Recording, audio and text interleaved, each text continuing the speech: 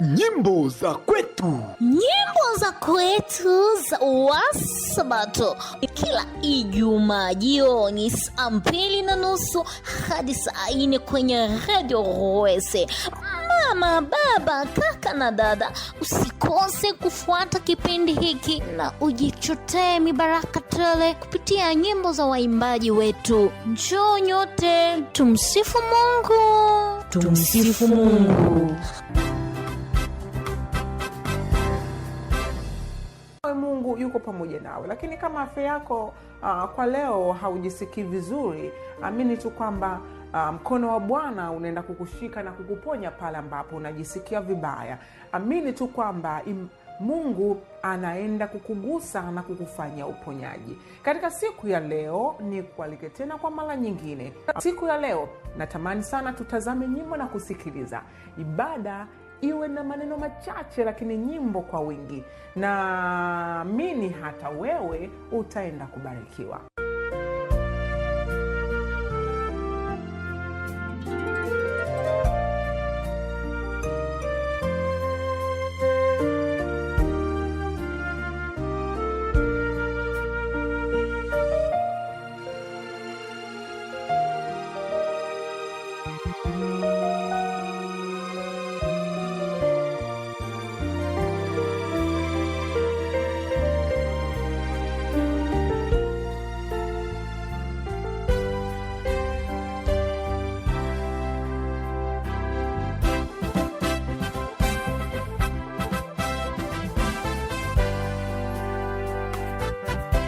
Habari mpendwa msikilizaji wa 103.5 FM Radio Sauti ya Matumaini.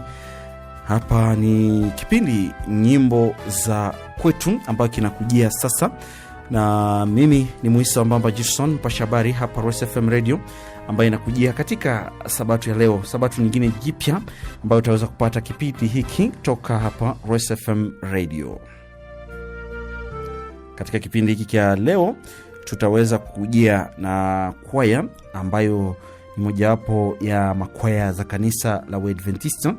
Kwa sasa tunaendelea kungojea kwaya mbalimbali ambazo huwa zitaweza kutujia katika programa hii ambayo ni ya nyimbo za kwetu. Ikiwa mnapendelea kutujia katika programa hizo, mnaweza mkatumia nambari yetu ya binafsi ili kwa kuweza kupata maelekeo zaidi 09 92 64 54 16 09 92 64 54 16. Hapa utapata maelekeo zaidi ya kuweza kuwa miongoni mwa kwaya ambazo huwa zitaweza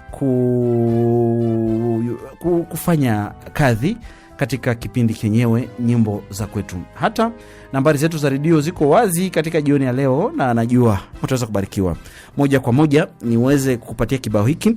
Nitakapo kumalizia kwa kibao hiki, nitaweza kukujia na kukueleza ni kwaya gani ambalo tuko nalo siku ya leo, nikijaribu kupata mwalimu wa kwaya hilo ambaye ataweza kuwa na kutueleza mengi dhidi ya kwaya lake ambalo litatubariki katika jioni ya leo. Na najua mtabarikiwa sana kwa sababu mara tunajaribu kufikia na kufanya kazi vilivyo ili uweze kuwa na kubarikiwa na kwaya mbalimbali ambazo zinakujia katika programu mbalimbali za nyimbo. Na hii ni kueleze kwamba hii ni kuabudu pia, na mwimbaji moja maarufu kasema kwamba mwandishi mmoja sasa kaeleza kwamba kuimba ni nifanyaje, ni kuomba maradufu. Wimbo unakuja unasema apokea sifa, na utakapokuwa unakubariki sasa nitakuwa nikijaribu kuweza kueleza kwaya yenyewe ninapowasiliana na mwalimu ambaye atakujia na kuweza kueleza dhidi ya kwaya hilo. Asante, fuata wimbo na karibu barikiwe na wimbo wenyewe ambao unakujia. Ngoja kwanza nieleze na mwalimu kabla sijaweza kuwa na asante. Ngoja nikupatie kwanza wimbo ambao nilikuwa nimekuahidia, na nitakapokuwa namaliza hapo ninaeleza pamoja na mwalimu. Basi asante sana mpendwa msikilizaji. karibuni, unafuata wimbo mwenyewe.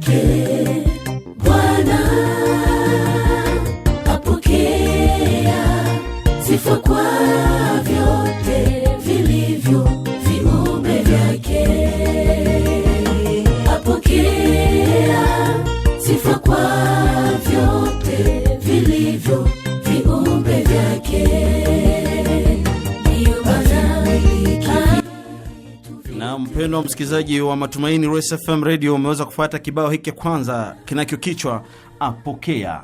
Ndipo walivyoita wimbo mwenyewe, na nimekuarifu kwamba karibuni unaweza kusikiza sauti ya mojawapo wa walimu maestro katika kwaya hili ambalo sijue jina kwa sasa. Utaweza kusikiza maestro anapotueleza ni kwaya gani na linaitika kwa majina gani. Naam. Halo mwalimu. Halo mwalimu. Samahani, kuna mtu mwingine ambaye ameingia hapa kwenye simu. Ngoja nianze kumsikiza kama ni mtu gani.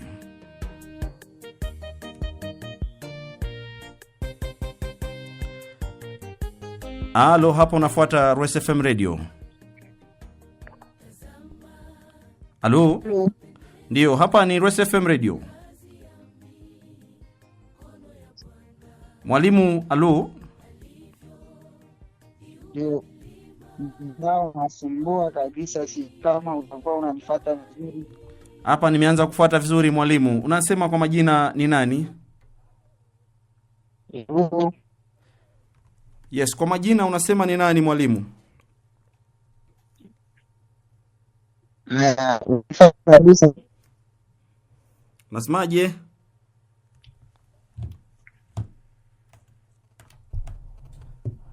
Mwalimu, unasemaje kwa majina ni nani? Ni Aristote Kambale. Na unakuwa mwalimu wa kwaya gani, kwa sababu wasikilizaji Aristote Kambale moja. Bila shaka Aristote. Na mnakuwa mwalimu wa kwaya gani, kwa sababu wasikilizaji wangependelea wajue kwaya, wamesikiza wimbo apokea sifa, sasa wangependelea wajue ni kwaya gani.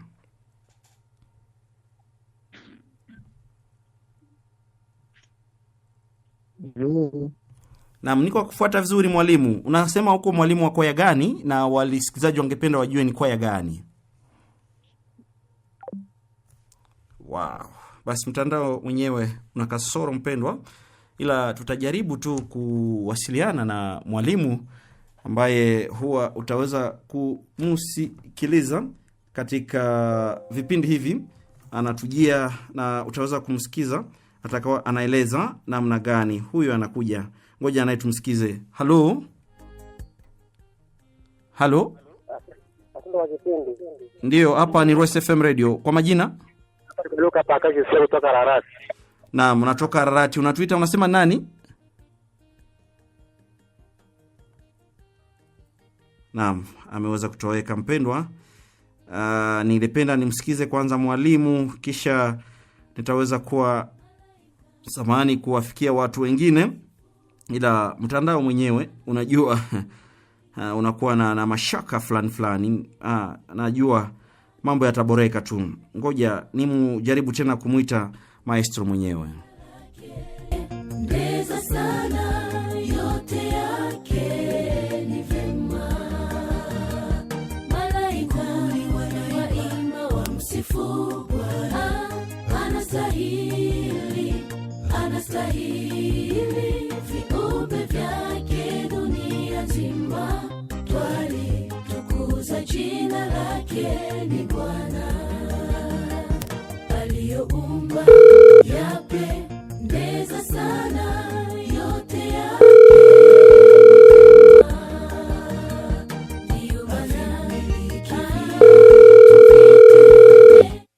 mali yake Bwana.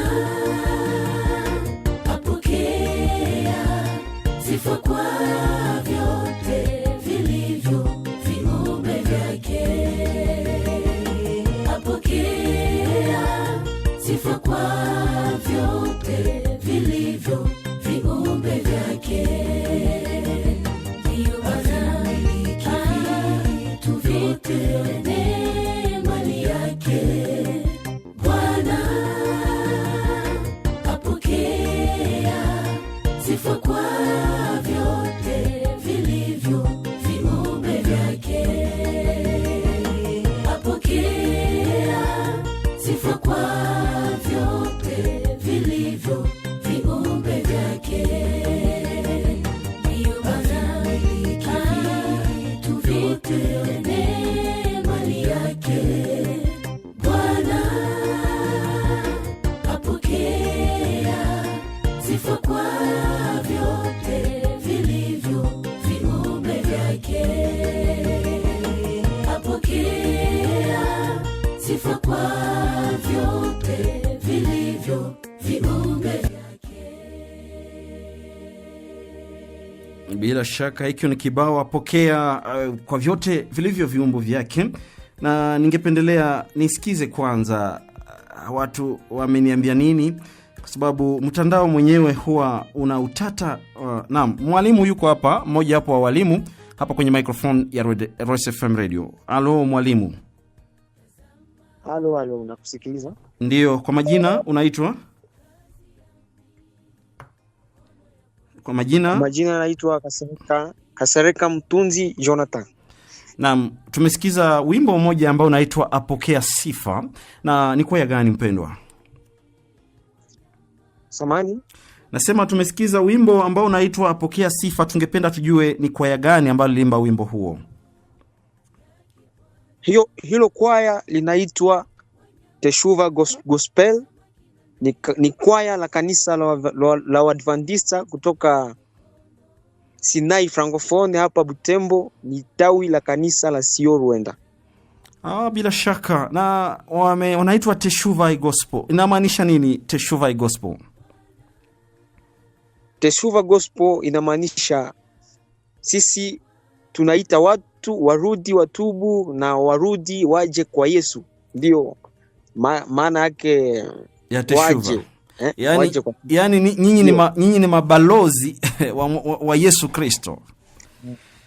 Ambassador. Ndio. Na sasa okay. Unaweza kutupatia kifupi cha historia ya kwaya hii katika dakika fulani hivi, napojaribu kungojea wimbo mwingine. Samani? Unaweza kutupatia historia kwa kifupi ya kwaya Teshuva Gospel katika kifupi? Samahani. Mtandao unakuwa na utata. Nimesema unaweza kutupatia kifupi cha historia ya kwaya hilo Teshuva Gospel. Samahani sana, maneno yanajikata. Maneno yanakatika mpendwa. Ninasema kwamba kama unaweza kutupatia historia ya kwaya hilo Teshuva Gospel.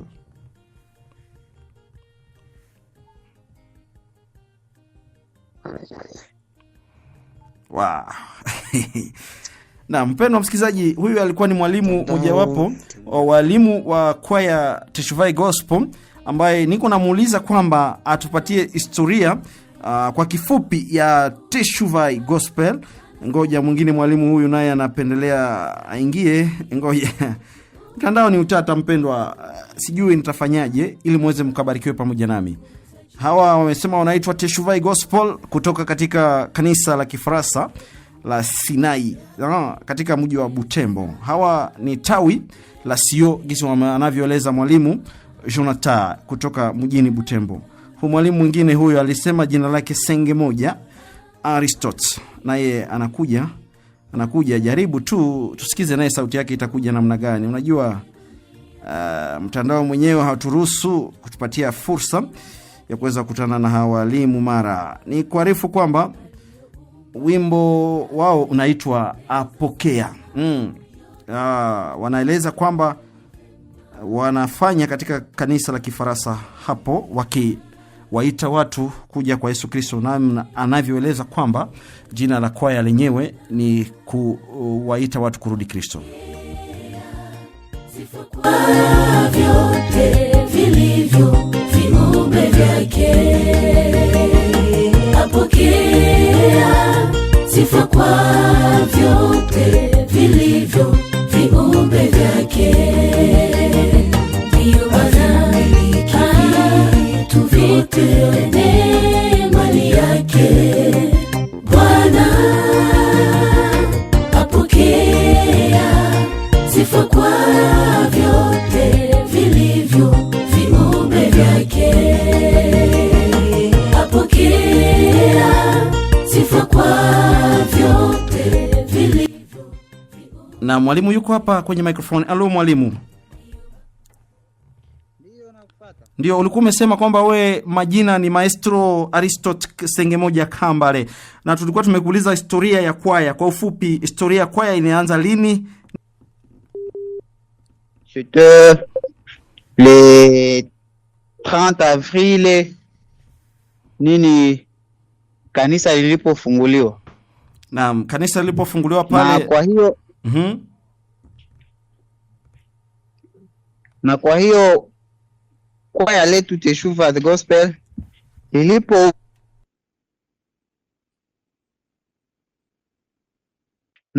na kwa malengo fulani fulani ambayo nitaweza kutaja hapa.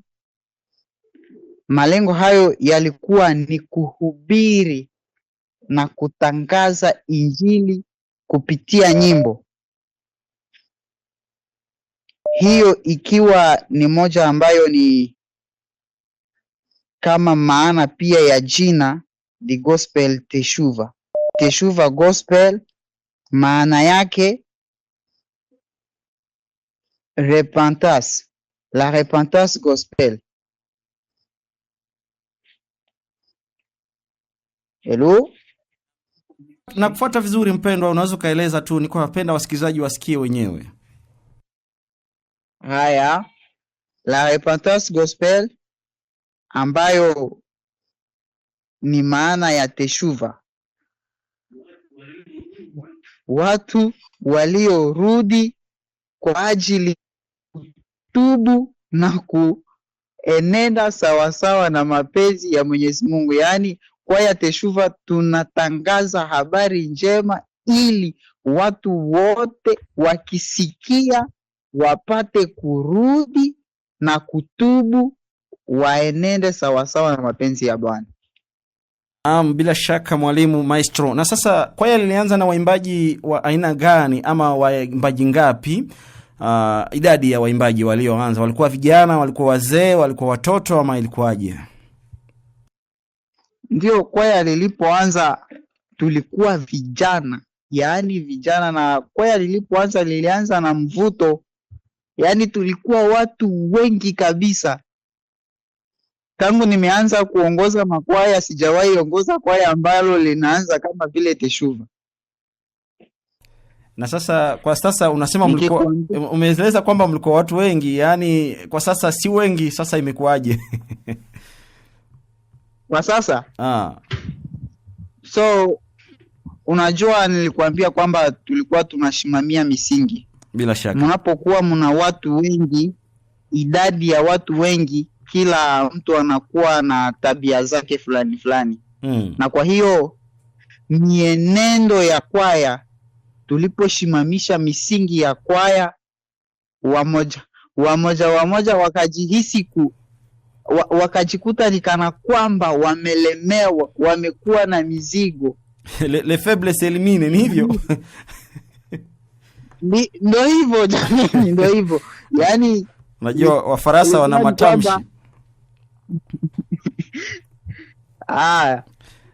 Yani, na sasa kwanza tulikuwa tuna watu karibu c'était 80 personnes.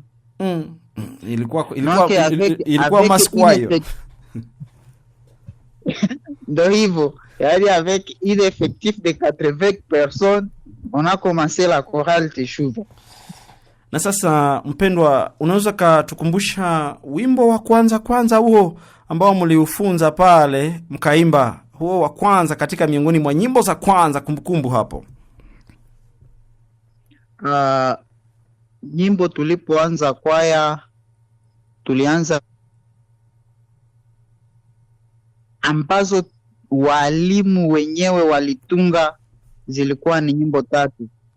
Kama wimbo gani? Na katika hizo nyimbo 3, moja tayari tumeiweka kwenye kanda ambayo tunaendelea katika kazi ya kufanya, yani sinema za hizo nyimbo, na ilikuwa ni nyimbo, title yake ni Maisha Yangu, ambayo ilitungwa na mwalimu Gilson Bamba.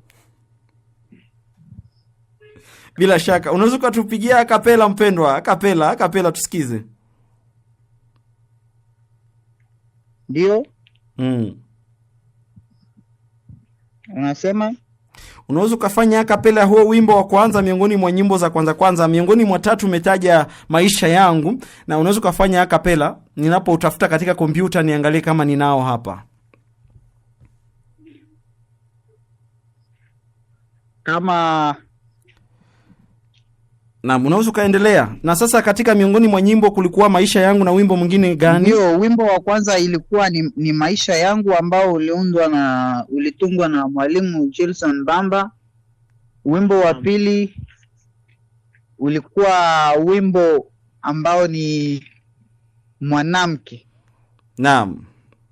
Huo wimbo ulitungwa naye kiongozi Siba Mwanza Zashe.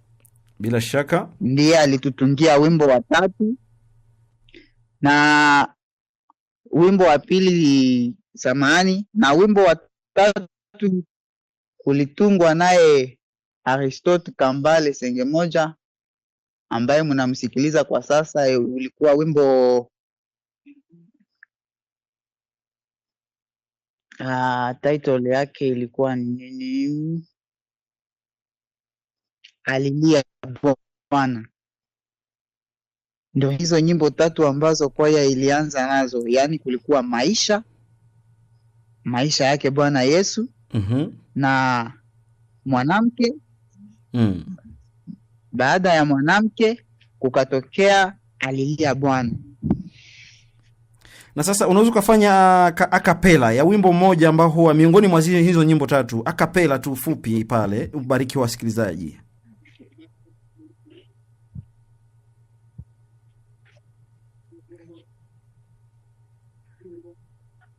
Sijasikia.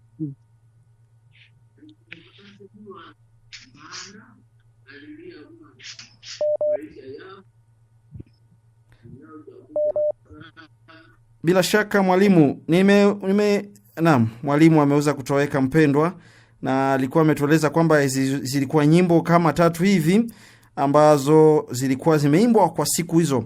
Naam, ningependelea mwimbaji moja nimuite aweze akafanya akapela.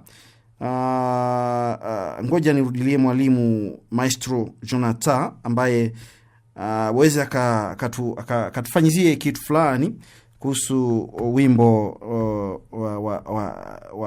wa The Teshuvai Gospel ambayo kwa sasa wanafanya kazi katika mji wa Butembo. Ameeleza kwamba historia umesikiza yalikuwaje. Sikiza napo jaribu kumgoja mwalimu.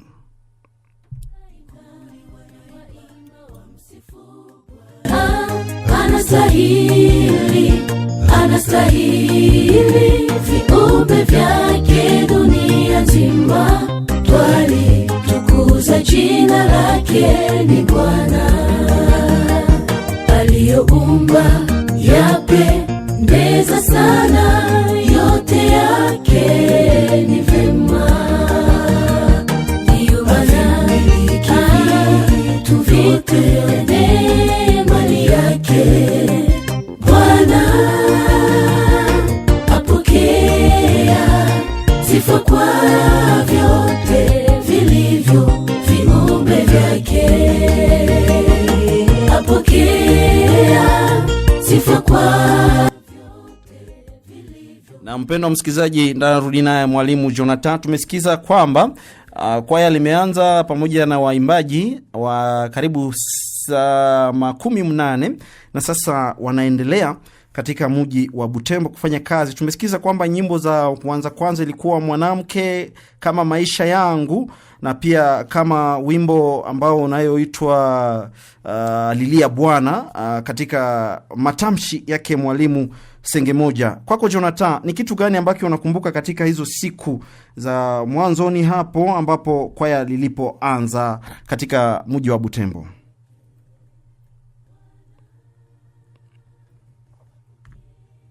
Ya, Maestro Jonathan, tunakuuliza kama kuna kumbukumbu ambazo unazo katika kwaya Teshuvai Gospel mara mlipoanza kumtumikia Mungu katika mji wa Butembo. Ndio, kumbukumbu zipo zengi, tuko na kumbukumbu nyingi ambazo tunakumbuka za hiyo kwaya. Ziko kabisa. Ni kama unaweza ukatupasha sisi wasikilizaji tusikize kwaya limefanya nini katika miaka karibu 3, inawezekana ni 3 kama 4 hivi ambazo umefanya. Ndio, mwezi ujao, mwezi wa 4 tunaeneza miaka 3 naamini, kwa sababu tulianja mwezi wa 4 tarehe 13 mwezi wa 4 mwaka wa 2022. Alafu mwezi wa 4 ujao tunaeneza miaka 2 hapo Sinai.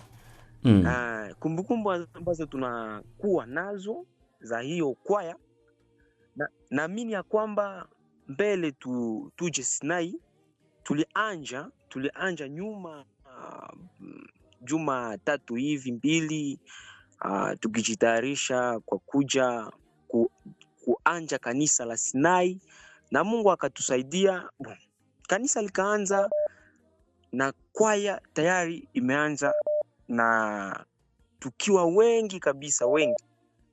Ndio. Katika safari za utume, mmefanya safari ngapi katika safari za utume kwenda kuimba nje ya kanisa lenu la pale Sinai? Mmefanya safari ngapi? Tumefanya safari nyingi sana, nyingi, zingine tunasahau, lakini zikiwa ambazo nakumbuka ni kama 6, 7, 8 hivi ambazo nakumbuka mbio, lakini kuko zingine nyingi ambazo zinapotea kichwani. Lakini hilo kwaya Teshuva, naamini tumetembea kwa hizi miaka 3 ambazo tumetembea kabisa. Naam, kama wapi, mnaweza kutuambia fasi fulani ambazo mmetembelea katika mji wa Butembo, nje ya mji, na namna gani? Hilo kwaya tumetembea, tumeenda imbia Irangia.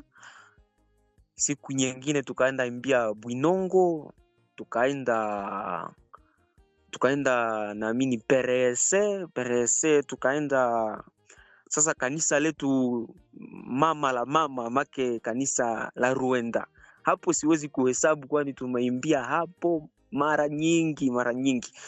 Na tukaimbia Bulumbi, tukaimbia Siui Utsundo, na zingine masafari ambazo tunazifanya kwa kwenda shindiki wanaenda kufunga ndoa. Naam, inawezekana kwaya limebarikiwa kupata mabofu katika kwaya hilo. Ndio kabisa. Naam, wasichana wako warembo katika kwaya hilo, nadhani kwa sababu umeeleza kwamba umeanza kwenda kufanya harusi mahali mbali, na ni vizuri sana katika kazi ya Bwana. Wasichana kabisa wapo wengi, warembo kabisa. Wa vijana najua wananifuata vizuri, ikiwa unapendelea endea Sinai utapata hapo. Na sasa mpendwa mwalimu, nikuulize swala hilo. Katika safari hizo za utume, ni kitu gani kimekubariki binafsi katika safari hizo za utume? Katika hizo safari ambacho kimenibariki ni naona kumtumikia Mungu ni vizuri, kwa sababu kinasaidia mtu binafsi kwa kuendelea kuwa na kiroho, na kinasaidia sana kujua manafasi, na kingine kinasaidia mtu kuwa na courage, yani kuwa na bidii ya kutumikia Mungu, kwani ambaye hafanya hizo safari kabisa courage yake, je sais pas, bidii yake inakuwa kidogo sana. Na sasa mwalimu, nikuje ni actualize nifanye actuality ya mambo kwa sasa. Sasa kwaya mnapanga nini katika, kwa sababu sipendi tena nikukamatie muda. Kwa sasa kwaya mnapanga nini katika siku za usoni ambazo tunaingilia ndani? Kwaya Teshuva Gospel tunaandaa tamasha tunaandaa ambayo tunadhani inaweza kuwa katika mwezi wa 5, Mungu akipendelea. Hilo tamasha Mungu atusaidie liwezekane, ili ambavyo tunatayarisha viwe vizuri, na ili maisha ya hiyo kwaya gisi tunawaza na kuwazia ifikie malengo ambayo ni mema. Yani tamasha ambayo tunatayarisha ya mwezi wa 5, hiyo tamasha ninapasha sema ni kitu ambacho kitasaidia kwaya kwa development yenye iko durable, na kitatusaidia kufanya vitu vingi sana, kama maalbumu za manyimbo. Tunakuwa na nyimbo nyingi ambazo tunapashwa imba studioni, lakini hatuna hatuna pesa, hatuna yani moyen ya ndio. Na kwa sasa mmefanya audio ngapi ambazo ziko tayari kwenye soko, yani kwa kusikiza watu kwa kutapanya injili ulimwenguni?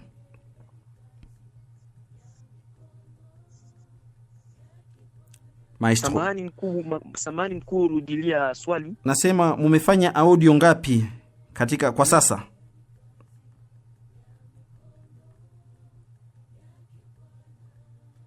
Kama nataka kusikia unaulizia kama tumeingiza nyimbo ngapi studioni? Bila shaka ni hivyo. Ndio. Samahani mkuu. Ndivyo hivyo. Kwa sasa mmeingiza nyimbo ngapi studioni? Ni hivyo ninavyouliza mpendwa.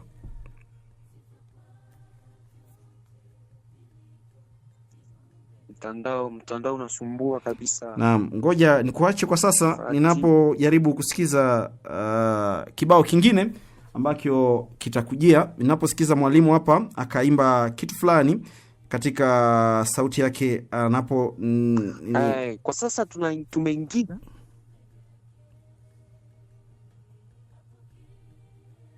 kwa sasa mmeingiza unasemaje mwalimu? Tusikize mwalimu hapa sasa. Kwa sasa tumeingiza nyimbo 8. Kwa sasa tumeingiza studioni nyimbo 8. Tunafuatana? Bila shaka. Kwa sasa mna nyimbo 8 ambazo ziko tayari na zimefanywa kwa ustadi mkuu, igizo unavyoeleza hivyo.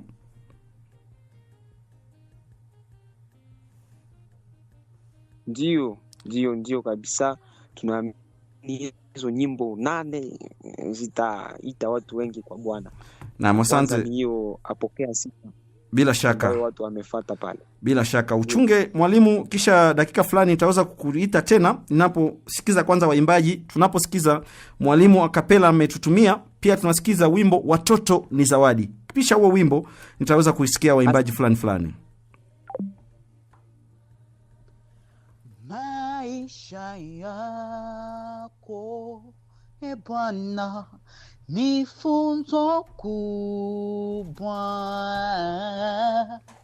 uliotenda, ni ya ajabu, nifunze nami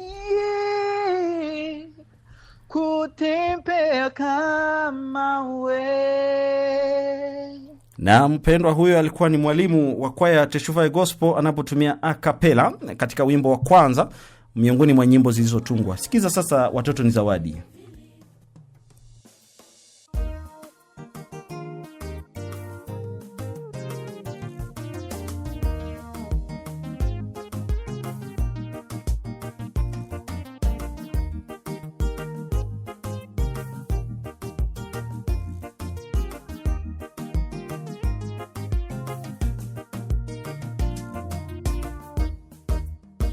Watoto ni zawadi itokayo kwa Bwana, furaha kwa wale waliooana, walioacha nyumba zao na kuungana, kuunda familia yenye kumtii Bwana.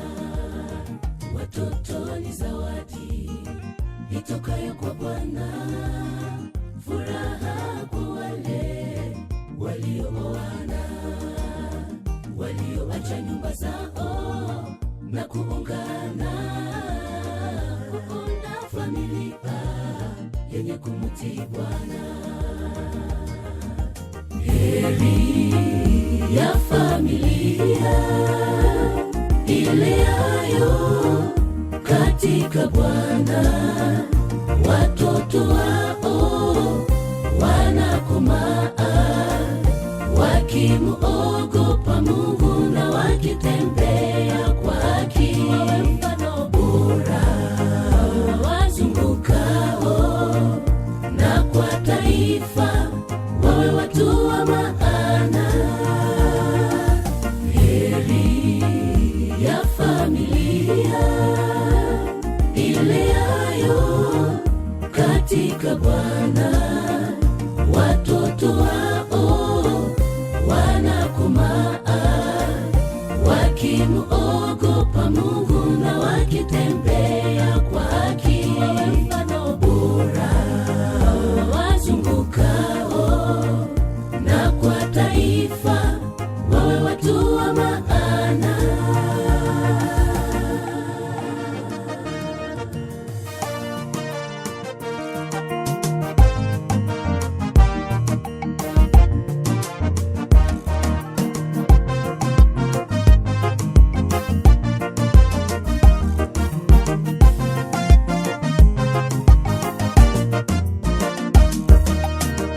Onyesha mtoto wako njia impasayo, pia umfundishe iliyo kweli, maana akipotea na kukiuka njia, wazazi mtaulizwa na Bwana mbinguni, vipi mulivyo walea watoto wenu niliowatolea kama baraka mkiwa dunia. Onyesha mtoto wako njia impasayo, pia umfundishe iliyo kweli, maana akipotea na kukiuka njia, wazazi mtaulizwa na Bwana mbinguni, vipi mulivyo walea watoto wenu niliowatolea kama baraka mkiwa dunia. Heri ya familia ileayo katika Bwana, watoto wao wanakomaa wakimuogopa Mungu na wakitembea kwa haki. Mfano bora wazungukao, na kwa taifa wawe watu wa maana. Heri ya familia ileayo katika Bwana, watoto wao wanakomaa wakimuogopa Mungu na wakitembea kwa haki. Mfano bora wazungukao, na kwa taifa wawe watu wa maana.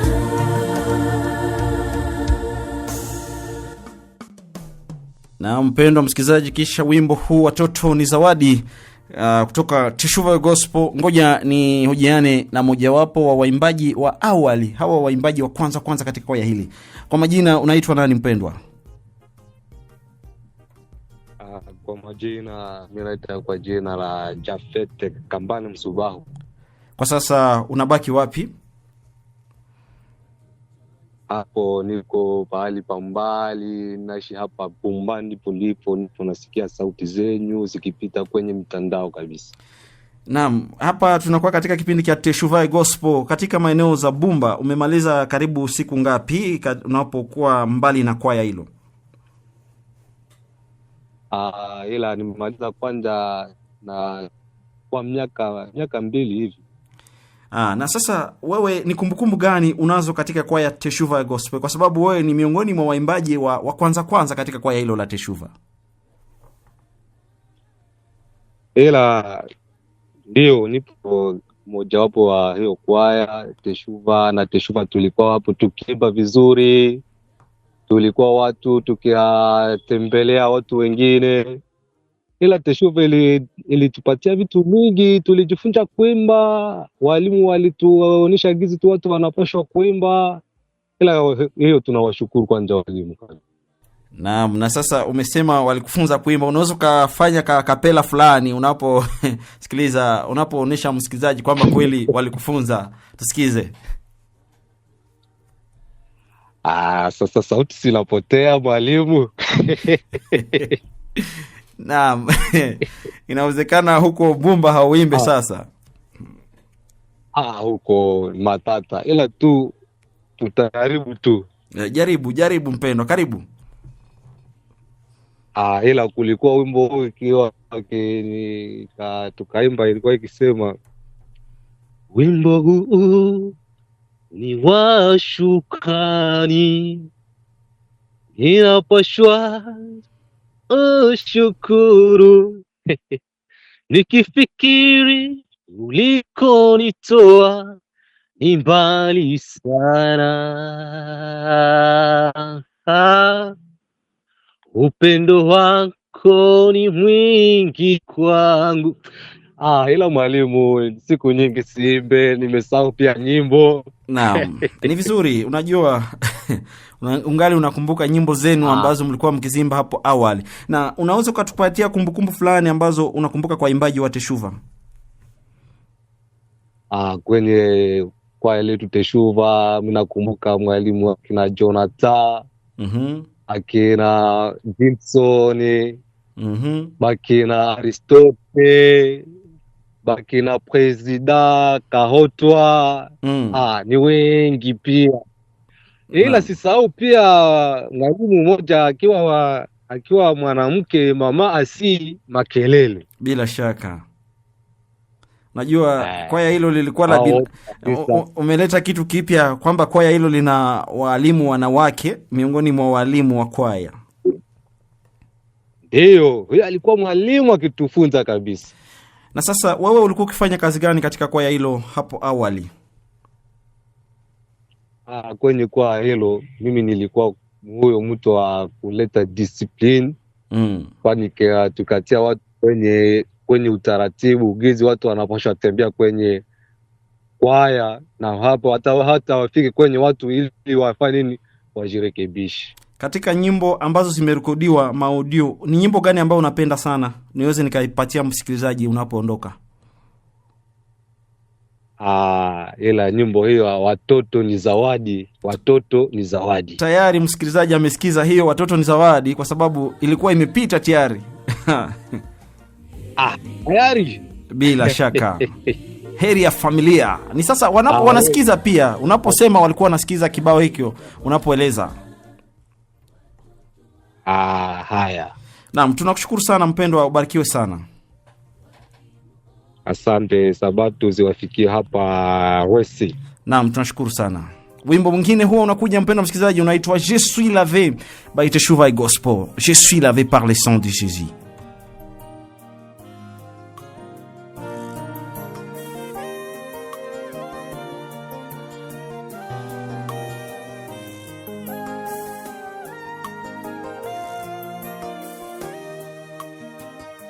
Je t'ai perdu dans l'abîme sans espoir. Je ne savais pas qui viendra mon secours. Dieu voyant son fils unique pour me délivrer, il m'a donné l'espoir par sa mort sur la croix. Même si je suis pécheur, il m'a promis la vie éternelle si je crois à lui. Je suis lavé par ton sang, Jésus, Jésus, je chanterai ton nom, oh Seigneur, toi qui m'as sauvé. Je suis lavé par ton sang, Jésus, Jésus, je chanterai ton nom, oh Seigneur, toi qui m'as sauvé.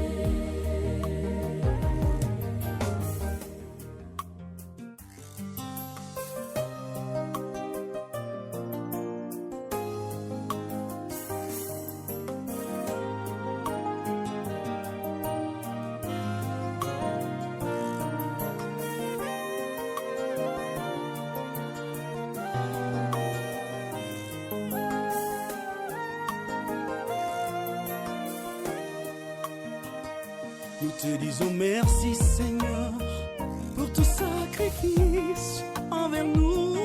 Si ce n'était pas toi, quel serait notre sort? Mais grâce à tes blessures et par ton sang, j'ai la vie. Mais grâce à tes blessures et par ton sang, j'ai la vie. Te disons merci Seigneur pour ton sacrifice envers nous. Si ce n'était pas toi, que serait notre sort? Mais grâce à tes blessures et par ton sang, j'ai la vie. Mais grâce à tes blessures et par ton sang, j'ai la vie. Je suis lavé par ton sang. Mon Jésus, je chanterai ton nom, oh Seigneur, toi qui m'as sauvé. Mais je suis lavé, Je suis lavé par ton sang, Jésus, Jésus, mon Jésus, je chanterai ton nom, oh Seigneur, toi qui m'as sauvé. Je suis lavé par ton sang, Jésus, Jésus, je chanterai ton nom, oh Seigneur, toi qui m'as sauvé. Je suis lavé par ton sang. Hapa kuna msikizaji mwingine. Alo mpendwa. Naam, kwa majina Hapa ni Kakule Ngalanga Esrom. Nashukuru kunita. Naam, umetwita kwa ajili ya kueleza kuhusu Teshuva Gospel. Kwa kumbukumbu gani unazo katika kwaya hili ambalo huwa wewe ni mmoja wapo wa waimbaji? Mimi ni mmoja wapo wa waimbaji wa Teshuva Gospel. Kumbukumbu ni nyingi sana. Ambazo tuna kwa ajili ya hii korali. Kama unaweza kutaja moja ambazo unakumbuka kwa sasa mpendwa, ili ukumbushe wasikilizaji wapendwa wa Royce FM Radio. Kwaya Teshuva jinsi tulianja ikiwa na changamoto sana kubwa sana, na hii changamoto imetupa imetupa espoir ya kutumikia Mungu. Unajua unapotaja changamoto hapo unaenda mbali sana. Na sasa unasema kwa sasa connection inakuwa vibaya. Ngoja nipandishe kibao. Naposoma message fulani huyu anasema jambo, asante kwa kipindi. Unasema nina salimu jamaa ya langu lote, kila mtu kwa jina lake, de Muhasa kutoka Butembo Kiavu. Asante sana Muhasa kutoka Butembo. Nafuata 103.5 FM Radio FM, sauti ya matumaini. Karibu kwa kipindi. Ninaomba wimbo wa baimbaji kutoka kantine Nyota ya Sifa ya ya Best Saida, si vous aimez Germain depuis Kihinga ni mjini Butembo nadhani. Bonsoir, asante kwa kipindi. Kia ZK Sui Samueli Mukonda Parwese Astro wote wasalimike pamoja na kwaya Emmanuel. Asante kwa kazi ya Bwana. Naam, tunashukuru sana. Pia nyote ambao mnafanya kazi vilivyo ya kumshukuru, ya kumwabudu Mungu, hivyo niseme hivyo. Huyo alikuwa ni Ezro ambaye ameweza kutueleza kwamba ana kumbukumbu nyingi kwa kwaya hilo. Ngoja nisikize huyu naye atanieleza nini katika anapojaribu kuita.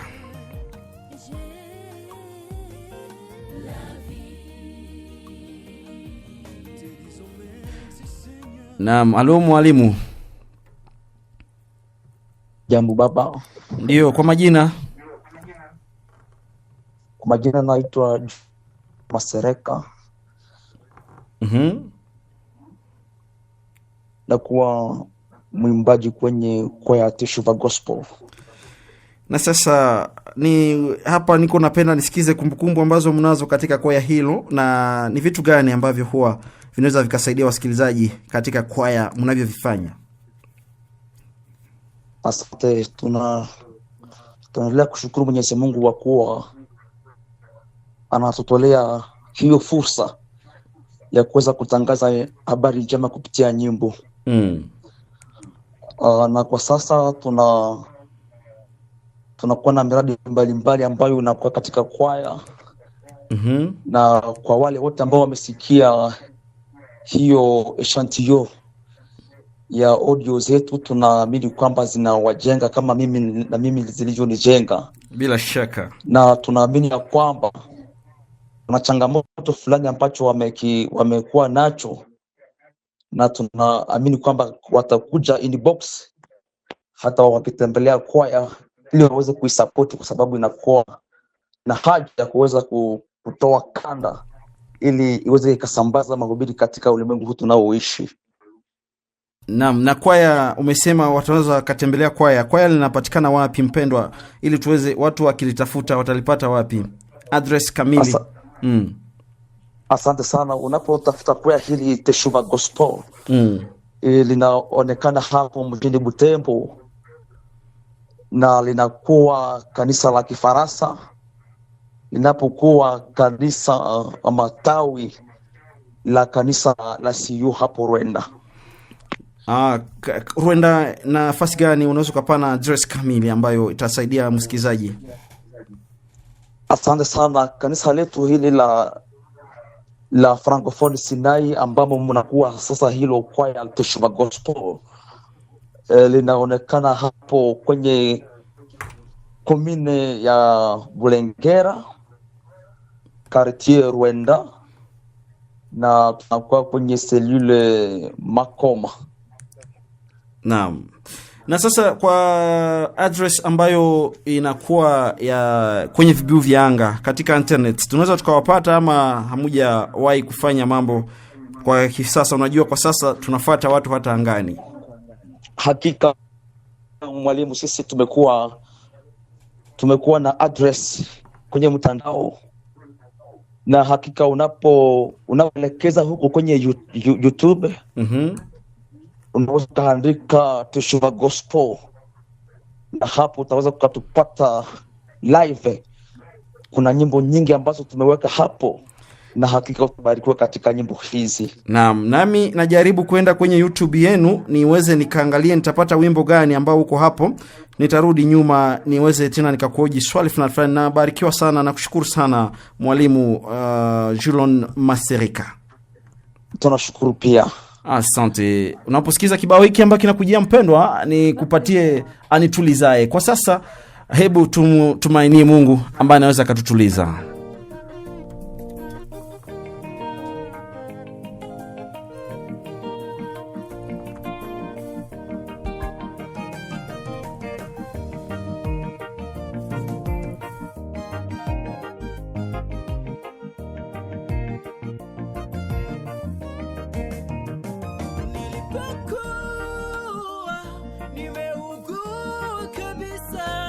Alinikaribia Bwana na kuniponya. Nilipokuwa nimesumbuliwa na mizigo mizito, alinikumbatia na kunituliza. Yeye ni Bwana anipiganiaye, anishindaniaye, ni yeye tu. Yeye ni Bwana anitulizaye, aniongozaye, ni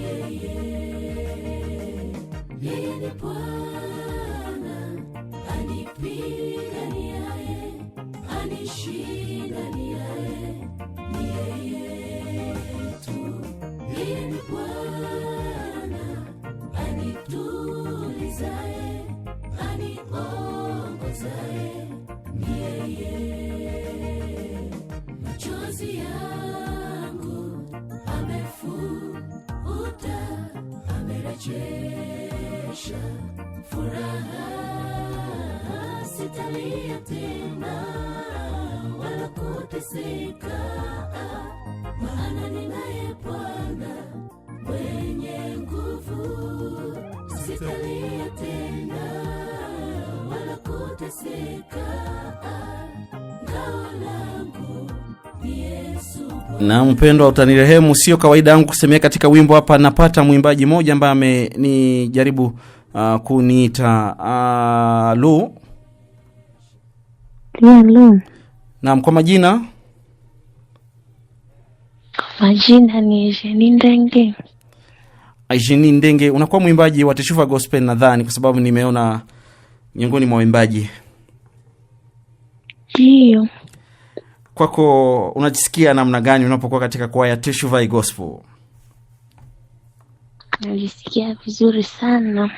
Ni kumbukumbu gani ambazo unazo katika kwaya hilo? Niko mgeni. Umemaliza miaka mingapi unapokuwa katika kwaya? Simwa. Na katika miezi 6 hizo, ni kitu gani kimekuvutia sana katika kwaya hilo? Waimbaji wamenivutia kuimba kwao, pia na makombotema zao. Naam, unaweza kufanya kitu fulani kitaonyesha kwamba kweli wewe ni mwimbaji wa miezi 6 katika Teshuva Gospel? Ndio. Naam, karibu kwa kitu, ubariki wasikilizaji wangu. Watoto ni zawadi itokayo kwa Bwana, furaha kwa wale waliooana, walioacha nyumba zao na kuungana. Kuna familia yenye kumtii Bwana. Naam. Watoto ni zawadi itokayo kwa Bwana, furaha kwa wale waliooana, walioacha nyumba zao na kuungana. Kuna familia yenye kumtii Bwana. Heri ya familia ile ayo katika Bwana, watoto wao wanakomaa wakimwogopa Mungu na wakitembea kwa haki. Mfano bora kwa wazungukao na kwa taifa, wawe watu wa maana. Heri ya familia ile ayo katika Bwana, watoto wao wanakomaa wakimwogopa Mungu na wakitembea kwa haki. Wawe mfano bora kwa wazungukao na kwa taifa, wawe watu wa maana. Asante sana. Unasema wewe ni mwimbaji Ndenge, ndivyo ulivyoeleza. Umesema nani tena pale? Eugenie Ndenge. Bila shaka, na nimeona kwa kabisa katika kwaya umeweza kupendelea nyimbo watoto ni zawadi. Unaopendelea kwa sababu gani? Kwa sababu ndio umeimba katika nyimbo zote ambazo ni za kwaya. Navutia sana na unaniingia. Bila shaka, unajua nyinyi mna masemo, nyinyi waimbaji, wimbo unakuingia kabisa. Na mbarikiwe sana. Naam sana, asante sana mpendwa. Ngoja nipandishe kibao kingine ambacho kilikuwa kinasema nilipokuwa nimefanya nini? Anitulizae. Ni hivyo walivyouita wimbo mwenyewe Anitulizae. Karibu kwa Anitulizae, na mtakuwa ninaweza kupatia kibao kinyewe.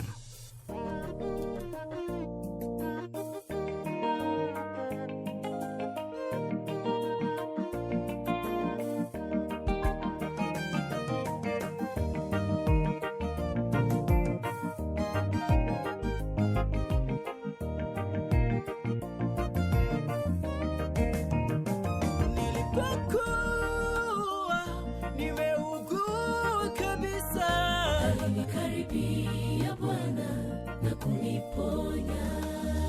Nilipokuwa nimesumbuliwa na mizigo mizito, alinikumbatia na kunituliza. Yeye ni Bwana anipiganiaye, anishindaniaye, ni yeye tu. Yeye ni Bwana anitulizae, aniongozae, ni yeye. Yeye ni Bwana anipiganiaye, anishindaniaye, ni yeye tu.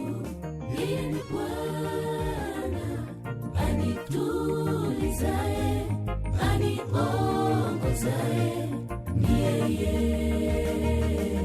Machozi yangu amefuta, amerejesha furaha. Sitalia tena wala kuteseka, maana ninaye Bwana mwenye nguvu. Sitalia tena wala kuteseka, ngao langu ni Yesu Bwana. Machozi yangu amefuta, amerejesha furaha. Sitalia tena wala kuteseka, maana ninaye Bwana mwenye nguvu.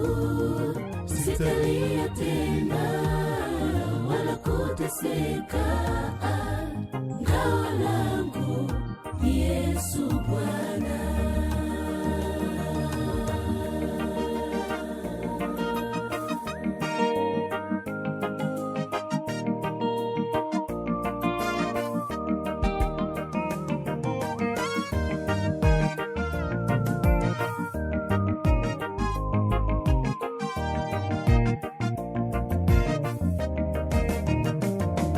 Kupitia huyo Bwana napata nguvu, maana yeye ni mweza. Hata nipite bonde la mauti, nikiwa na Bwana natumaini nitashinda. Kupitia huyo Bwana napata nguvu, maana yeye ni mweza. hata nipite bonde la mauti, nikiwa na Bwana natumaini nitashinda. Machozi yangu amefuta, amerejesha furaha. Sitalia tena wala kuteseka, maana ninaye Bwana mwenye nguvu. Sitalia tena wala kuteseka, ngao langu ni Yesu Bwana. Machozi yangu amefuta, amerejesha furaha. Sitalia tena wala kuteseka, maana ninaye Bwana mwenye nguvu. Sitalia tena wala kuteseka, ngao langu ni Yesu Bwana.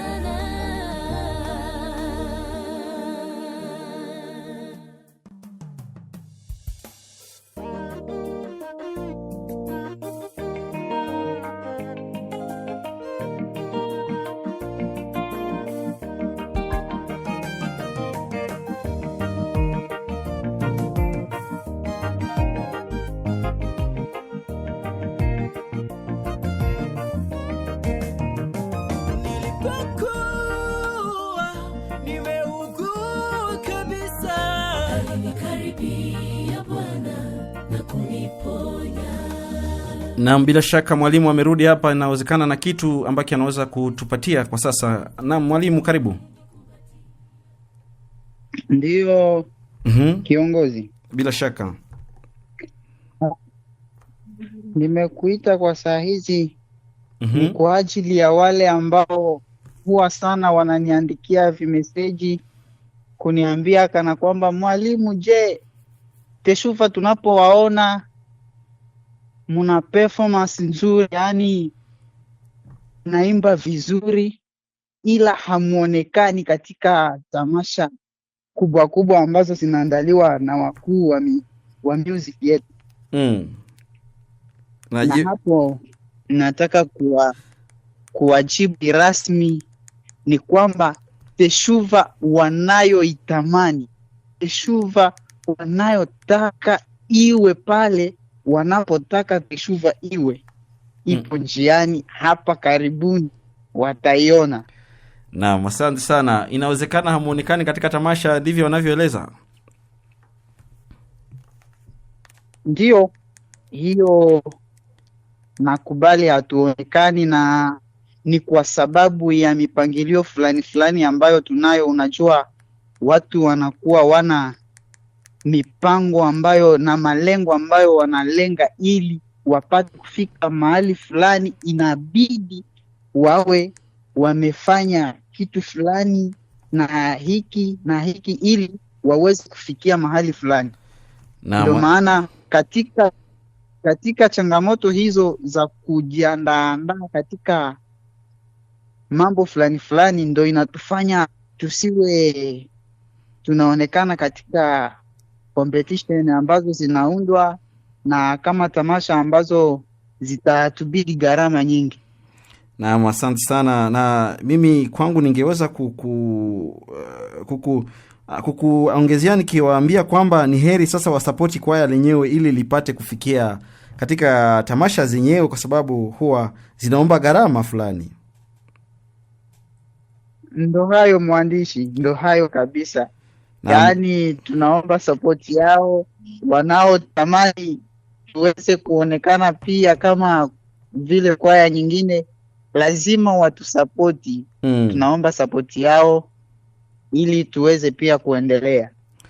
Naam, asante sana. Nashukuru sana katika kusikiza neno lako mwalimu. Unajua wewe umesema kama mwalimu, na nashukuru sana. Ndio, sauti hii emfikie mwalimu Huse Kahavo, watie mae, nampenda sana. Naam, asante sana. Najua na kusikiza kwa uzuri na kwa usawa katika mji wa Butembo. Nashukuru. Bwana asifiwe sana. Basi asante sana. Huyu alikuwa ni mwalimu ambaye alikuwa ameweza kutueleza kuhusu lengo fulani ambazo wanapendea wafikie.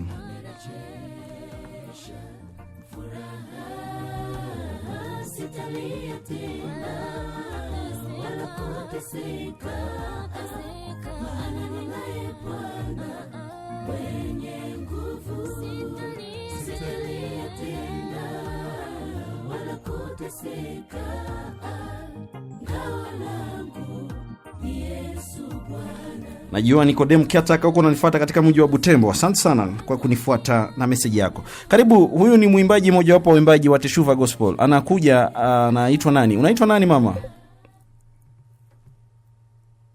Kwa majina unaitwa nani?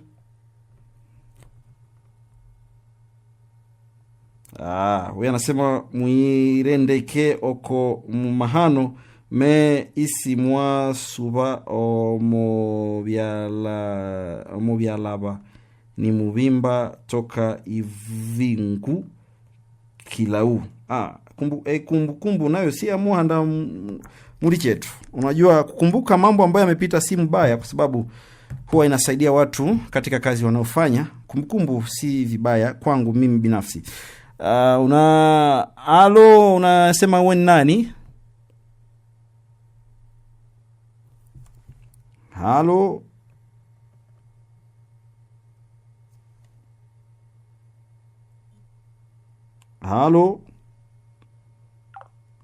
Naam, inawezekana hatupatani vizuri.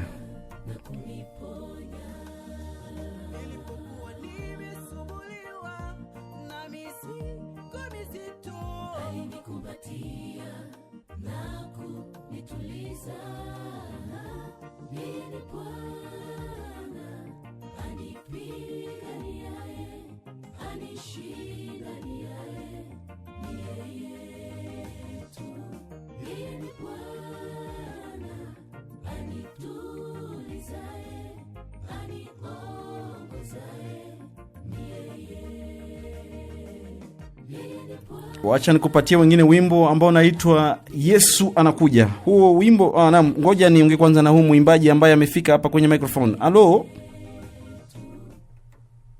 Halo? Kwa majina unaitwa? Ni mzuri. Kwa majina unaitwa? Majina ni Providas Kanduki. Unakuwa mwimbaji wa Teshuva Gospel nadhani. Ndio. Unaimba sauti gani? Unaimba sauti ya sope. Yani soprano. Unakuwa wa sauti ya kwanza ya wanawake. Yeah. Naam, katika kwaya Teshuva Gospel ni vitu gani ambavyo huwa vinakufurahisha kwa siku hizi ambavyo mnafanya katika siku za sasa?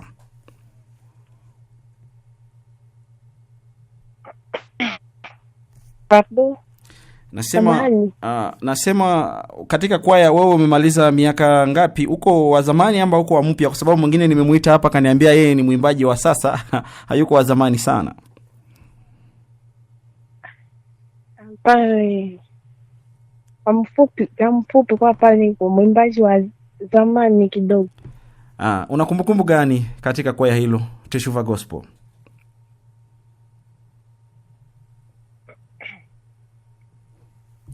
Kumbukumbu wakati tulipoanza repetition, tulikuwa watu mingi njo watu mingi walitoka, wengine banaenda safarini mbele kwa sasa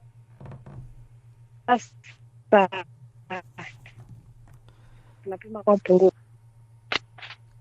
Na sasa mmepunguka, umesema wengine wameenda, wengine wameolewa, wengine wameenda katika mingine. Na je, mnaendelea kuwasiliana na wale ambao wametoka katika kwaya ama imekuwaje? Tunaendelea kuwasiliana pia na wale wengine.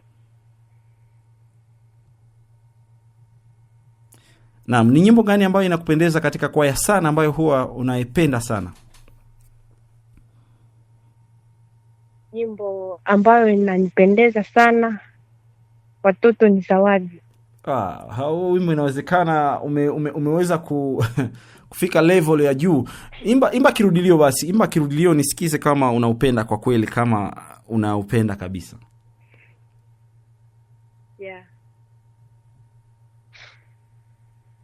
Watoto ni zawadi itokayo kwa Bwana, furaha kwa wale wana walioacha nyumba zao na kuungana familia.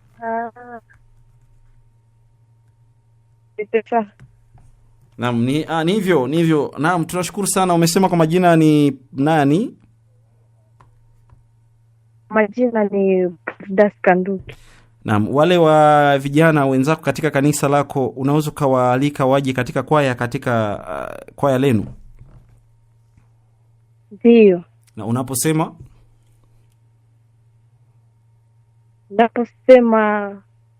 waje wengi, tunawangoja katika repetition yetu Teshuva Gospel. Mnafanya repetition siku gani na siku gani ili watu wajue kabisa wakiwatembelea watafika hapo?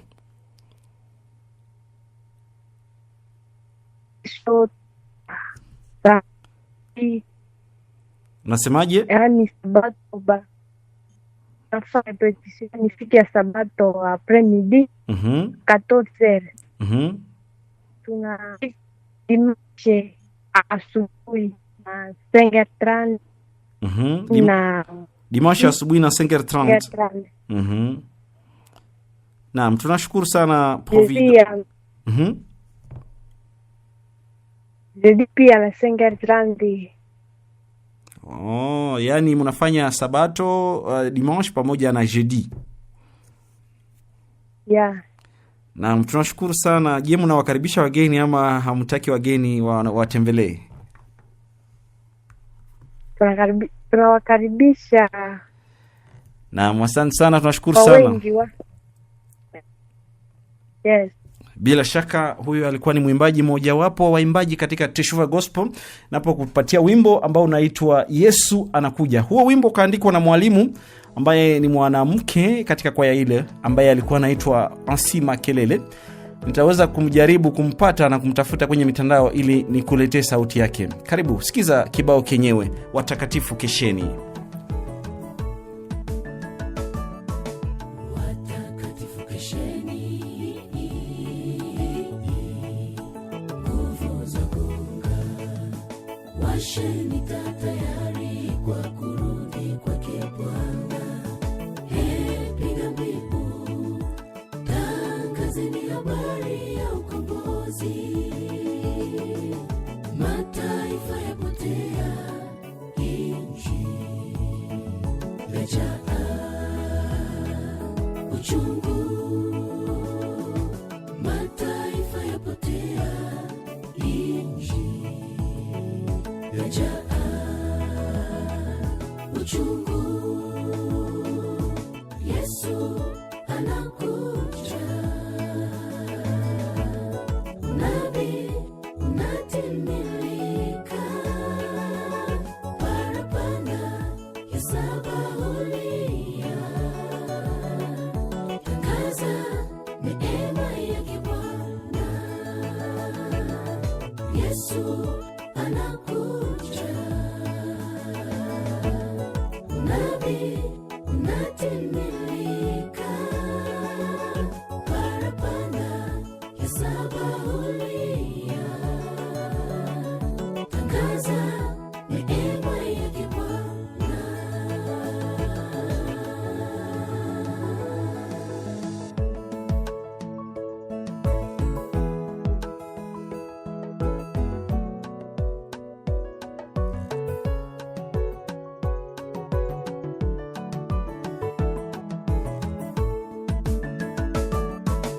Wenye dhambi wapenjoni, sasa kwa Bwana.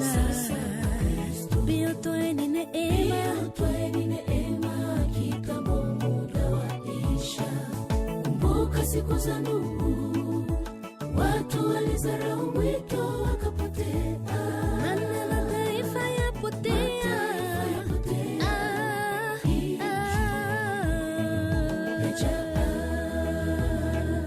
uchungu.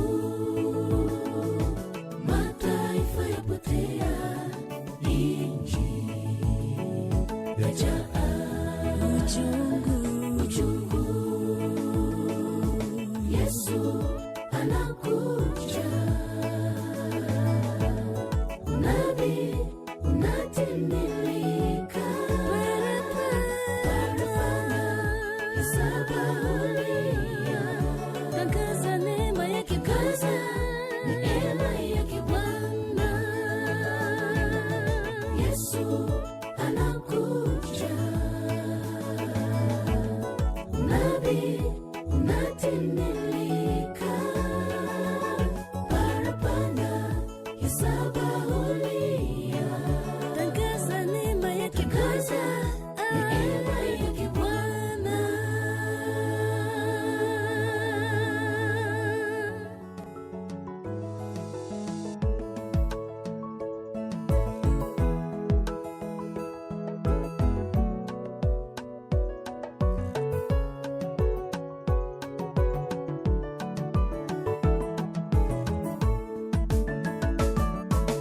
Watakatifu kesheni, nguvu za kuunga, washeni tayari kwa kurudi kwake Bwana.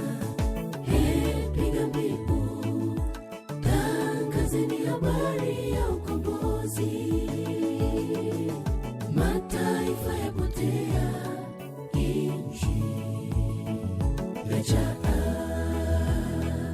uchungu. Mataifa yapotea, nchi imejaa uchungu. Yesu anakuja, nabii unatimilika, parapanda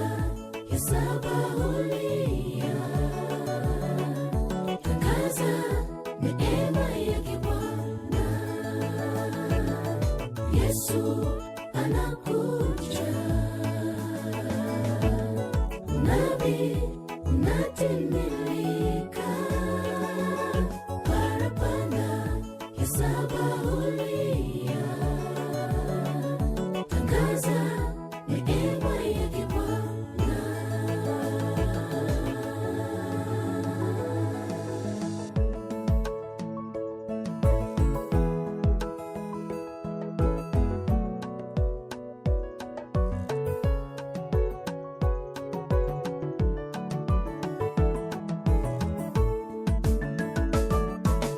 Wenye dhambi wote njoni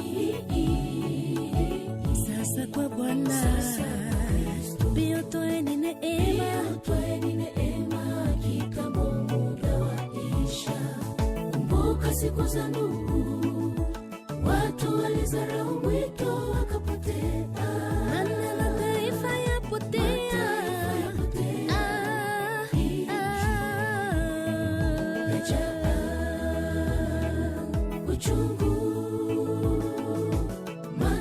Penda msikilizaji, hapa tunaye mwimbaji mojawapo wa waimbaji wa Teshuva Gospel, anaitwa Darlos. Na mkaribu sana mama Darlos.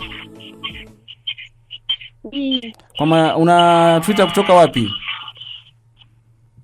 Naita kutoka Butembo. Na wewe ni miongoni mwa waimbaji wa Teshuva Gospel nadhani. Ndiyo. Unaimba sauti gani? Soprano. Unaweza kufanya kitu ambacho kitatuonyesha kwamba kweli unaimba soprano? Nasemaje?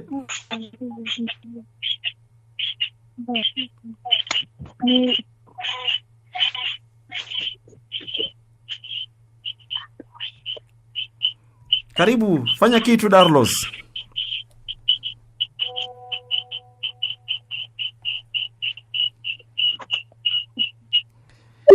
Naam, ameweza kuondoka mpendo. Unajua mambo ya mtandao yana mambo yake, na sasa mataifa yanafanya nini? Yanapotea. Kwa wimbo nimekueleza kwamba umeandikwa na mwalimu ambaye ni wa kike katika kwaya hili. Kwaya lina bahati ya kuwa na walimu wa kike, na kaandika huo wimbo kaya miongoni mwa walimu. Na ngoja ni some message inasema Zakale, wimbo huo wa watakatifu kesheni ni mtamu zaidi. Mungu awabariki hao waimbaji. Ni Musambia, entraîneur wa Gloria Kwaya Fuata Mangurujipa. Asante sana. Karibu mwalimu Jonathan, tuweze tukahitimisha kipindi kenyewe pamoja na wewe, kwa sababu ninapo wasikiza wale waimbaji wote ambao wamekuwa kwenye mtandao sasa. Karibu mwalimu Jonathan. Asante sana, tunawashukuru sana tena sana. Mungu awabariki kwa kutufata, na tunawatakia sabato njema na kuwaambia tunawatakia usiku mwema. Asante. Naam, ni waarifu kwamba karibuni ikiwezekana sabato inayokuja mtakuwa katika kanisa la Ngolwe, mnapoweza kuenda kusaidia ujenzi wa kanisa hilo. Na mmejiandaa namna gani ukiwa mwalimu? Ndio, sabato ijayo tarehe 22, yani le 22 mars, tutakuwa pale Ngolwe Francophone kwa ajili ya kazi ya Mungu, na tunajiandaa vilivyo ili siku hiyo kazi ya Mungu iendeshwe, na ili kazi hiyo iendeke tuimalize kwa utukufu wake. Alafu tunaomba kila mmoja atusaidie kwa maombi ili hiyo siku ipitishwe salama. Na msijasikia President Ezro yuko wapi? Mnajua Simone mtandaoni na sisikize sauti yake. Wasikilizaji wangependa naye wamsikize. Inaonekana siku ya leo wakati ama hakuweza kuwa online, lakini tunafikiri na tunaamini ya kwamba siku ijayo ataonekana. Hata hiyo siku tutataka tuwe ndani ya studio pamoja, ili vitu viendeke bora zaidi kuliko siku ya leo. Asante sana, tunakushukuru mwalimu Jonathan. Na sasa unaweza kuwashukuru watu fulani ambao wanasapoti kwaya kwa majina, unaweza kutaja majina fulani ya watu fulani ambao wanajulikana kwamba wanasaidia kwaya kwa karibu? Ndio, tunashukuru sana ambao wanatusaidia kifedha na kimaombi. Tunashukuru sana Papa Prefet Kalondo, huyo ni mtu wetu, anatupa makoseye na kutusaidia kifedha, na tunasema kabisa Mungu ambariki sana tena sana kabisa. Tunashukuru pia waimbaji wetu ambao wamesafiri, wametoka mji wa Butembo. Wale nao tunawashukuru sana, kwani wanatusaidia kwa vitu vingi sana. Alafu Mungu awajazie baraka sana, na wengine ambao tunasahau, Papa mke wake Papa Kaobi, Engineer Patrick na mke wake huko, familia yote tunaiombea.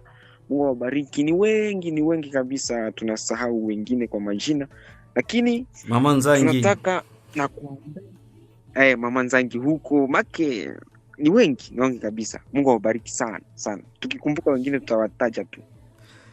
Na bila shaka huyo alikuwa ni mwalimu Jonathan J kwa majina maarufu, na ameweza kuwaeleza namna hivyo kuhusu kwaya.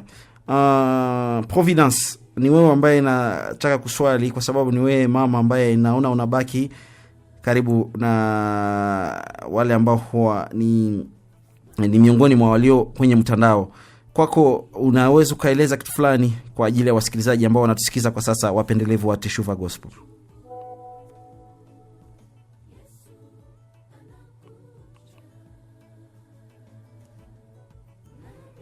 Providence, inawezekana unisikize vizuri. Nasema utuarifu wasikilizaji wanaotusikiza sasa, unaweza ukawaambia nini kwa sasa Providence, ukiwa mama miongoni mwa baba ambao wanabaki kwenye mtandao?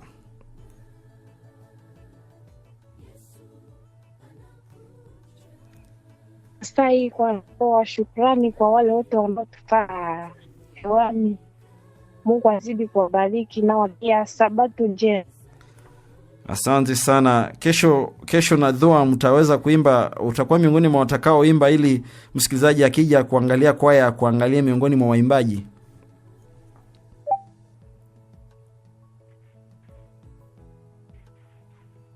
Napatikana katika Kirwenda Francophone Sinai watoto ya Sio. Naam, asante sana. Huyu ni wale watakao kuja, tunasema karibu sana. Naam, asante sana. Asante sana. Huyo alikuwa ni Providence, na naona yule ambaye ni Elda amekuja. Karibu sana Elda, unasemaje na wewe?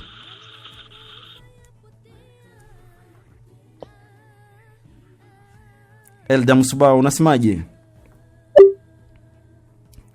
Wow, ameondoka mpendwa, ameondoka. Unajua mtandao una mambo yake. Jafet, karibu kwa neno lako.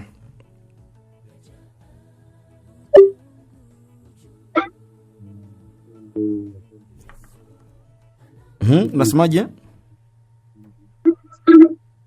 Asante pia nao shukuru kwa siku ya leo. Asante sana ndugu Jafet, na Mungu pia kubariki. Mwalimu Aristote, karibu.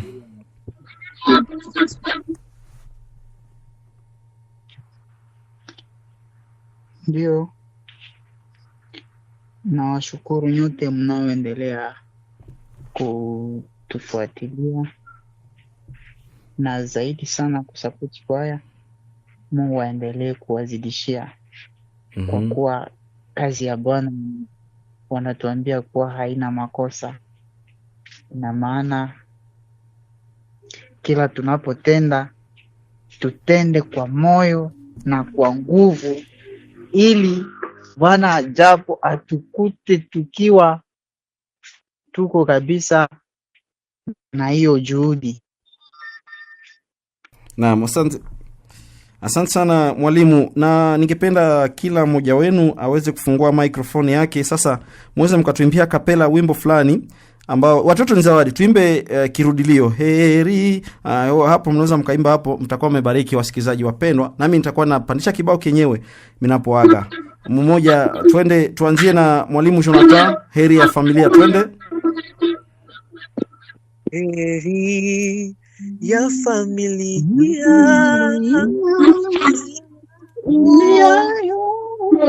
katika wanakoma.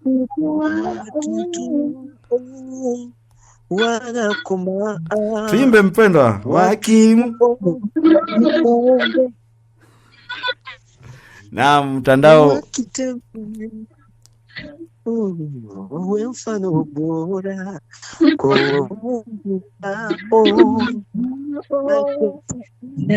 taifa, kwa watu wa maana. Asante sana. Karibu mwalimu Jilon Masereka, karibu kwa neno lako pia.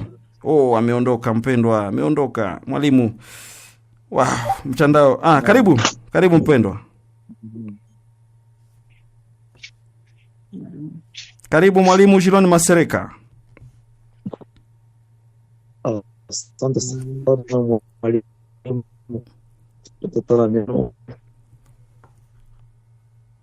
Lala. Hatukusikize vizuri mpendwa. Nashukuru wote ambao wameendelea kufuatilia kibao hiki. Na tunasema ila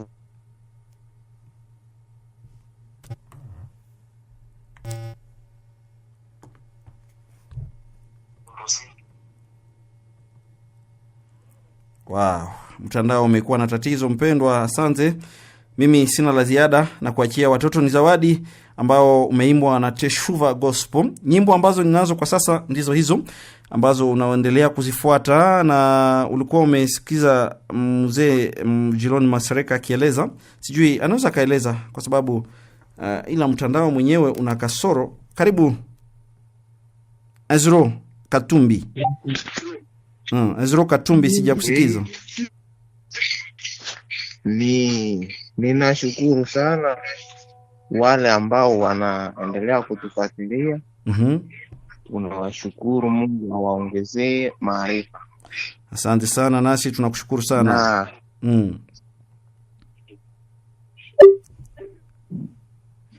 Eleza mpendwa. Nini mwalimu? Ueleze, umekuwa unasema nasema ipo haya gisi nilikuwa nasema mbele. Ni kwaya ambalo limetubariki sana. Na sisi vijana hatuyaka participe kuunda korali. Lakini katika maisha yangu nimekuwa kwa wale ambao wameunda kwaya, na mimi nasifu Mungu kwa ile kitendo ya kuniweka kwa wale ambao wamekuwa waundaji wa kiama ambacho kitaleta watu kwa Mungu. Amina. Mimi nashukuru Mungu kwa hiyo. Yaani na hii kwaya na hii kwaya gisi tulivyosema mwanzoni, jina yake ya Teshuva Gospel, ya kumurudilia Mungu.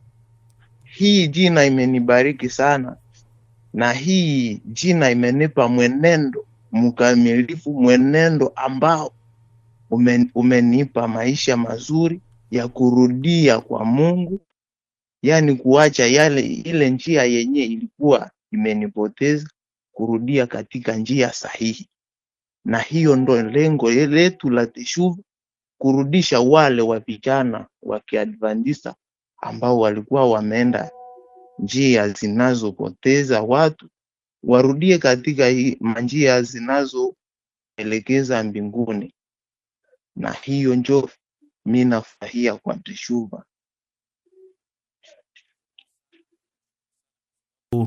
Umeweza kueleza yale ambayo huwa yanakufurahisha kwenye kwaya, na Mungu apate kubariki. Sijue Masereka yuko wapi, ameweza kuondoka. Basi ninapotaka kuaga wasikilizaji ni waulize, kuna yule ambaye ana neno la mwisho, ikiwa lipo karibu, ni dakika fulani ambazo zinabaki niweze waagi wasikilizaji wapendwa. Mwalimu Jonathan, karibu. Asante sana. Nilipenda niwakumbusha kwamba siku ya kesho tuna meza ya Bwana, yani Saint Sene. Kesho tuna fete, tuko na fete kesho. Alafu tunasihi wote walio karibu na mbali na ambao kesho watafanya hiyo karamu Pasaka. Bila shaka. Tunawatakia sijui ni fete. Tunawatakia sherehe njema. Asante sana. Naam. Tunawatakia na ambao karibu tunawakaribisha sana waje kesho ili tusherehekee pamoja hiyo huduma, hiyo karamu meza ya Bwana. Bila shaka. Asante sana. Asante. Mwingine yupo? Na kingine kingine ningeliongeza, ningelishukuru ambaye ametufuata mpaka mwisho. Mungu ambariki. Na pia tunasema siku ijayo asikosee hiki kipindi, kwani kitatusaidia hapa kwa pamoja kwa kutujenga kimwili, kiakili na kipsikolojia. Asante sana. Asante pia mwalimu. Basi inawezekana hakuna mwingine. Mimi naenda kwenye YouTube channel yenu ya kwaya, naenda kutafuta wimbo fulani ambao huwa nitaupiga ili nihakikishe kwamba watu wanafuata vizuri, wanajua, wafahamu kweli kwamba kuna YouTube kwaya. Kisha wimbo wa YouTube kwaya yao, page yao, nitaweza kutafuta Watoto ni Zawadi, ambao utakuwa wimbo wa mwisho kwa kuweza kuaga katika kipindi hiki. Mpendwa msikilizaji, Teshuva Gospel, mimi naenda kwenye YouTube channel na moja kwa moja nimeona kuna vitu hapa, kuna vitu kabisa, kuna music fulani ambazo zimewekwa. Ngoja nitafute wimbo mmoja wapo wa nyimbo ambazo wameimba katika live hapo kanisani mwao, niweze nikakuletea huo wimbo na nitakuwa mimi naagana na waimbaji. Wimbo ndio huo. Huo ni wimbo live ambao umeimbwa katika kanisa la Wasabato la hapo Sion. Fuata Teshuva live.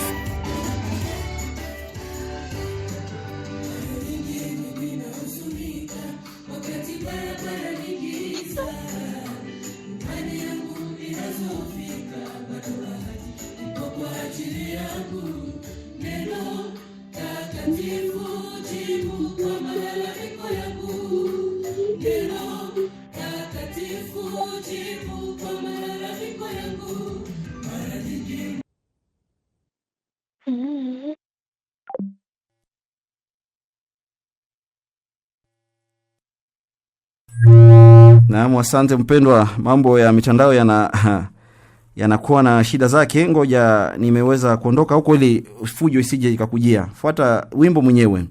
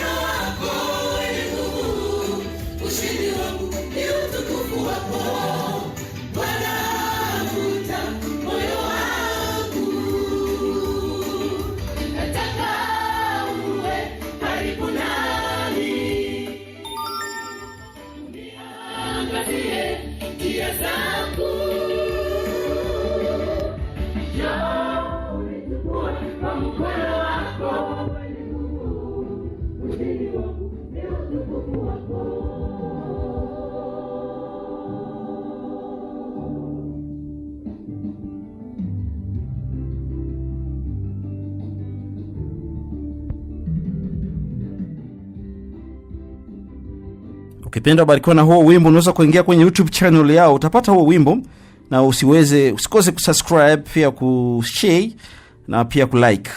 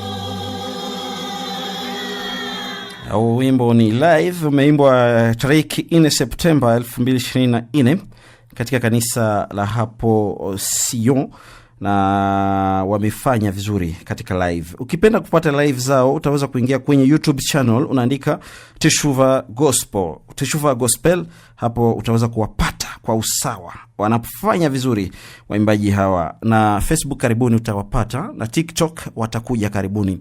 Teshuva Gospel ni hivyo wataitwa TikTok, wataitwa hivyo Facebook na Instagram. Asante, mimi nikupatia wimbo wa Watoto ni Zawadi ninapokuambia bye, chao kwenye kipindi kia leo. Na message zako uko umeziandika nilikuwa nimezipata. Huyu amesema hapa ni Kakule Makoma, hapa ni Kakule Makoma. Na tuma salamu zangu kwa wapendwa hawa mzae hii KSM. Kumekucha Sabato tayari. Mambo hapa ni kem kabisa. Asante, mimi ni kuage ninapokupatia wimbo Watoto ni Zawadi, na nyimbo zingine utazipata hapo karibu kwa mwezi wa 5 takapokuwa na kipindi kiao kwa ajili ya kuandaa tamasha yao ambayo utaisikiza karibu siku za usoni hapa karibuni, wanapoandaa tamasha ya kuanza video yao Sanduri Monikano nambari 1 ya Teshuva Gospel. Karibu kwa kusikiza Watoto ni Zawadi.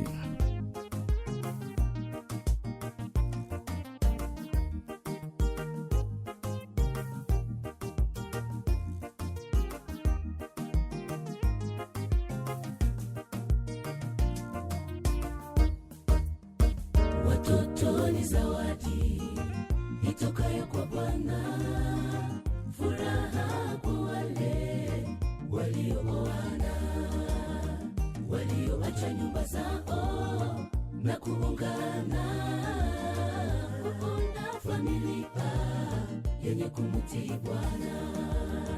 Watoto ni zawadi itokayo kwa Bwana, furaha kwa wale walioana, walioacha nyumba zao na kuungana, kuunda familia yenye kumtii Bwana.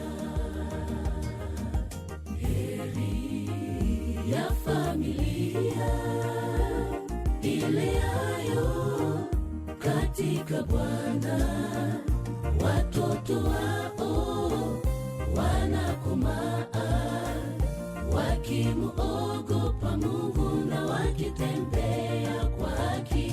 Mfano bora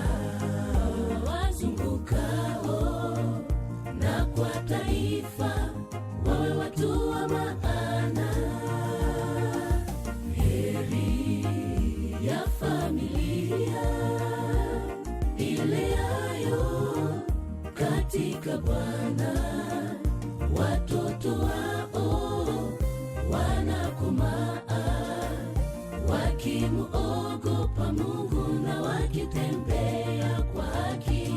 Mfano bora wazungukao, na kwa taifa wawe watu wa maana.